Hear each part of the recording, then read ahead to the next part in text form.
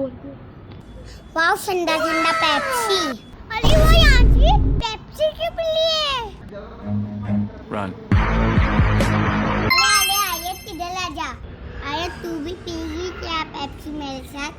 अरे नहीं नहीं, मुझे पेप्सी बिल्कुल नहीं पसंद, इससे पैर दर्द होता है। ऐसा कुछ भी नहीं है, मैं तो हल्लोस पीती हूँ। नहीं नहीं, मैं मेरे घर पे जा रही, बाय।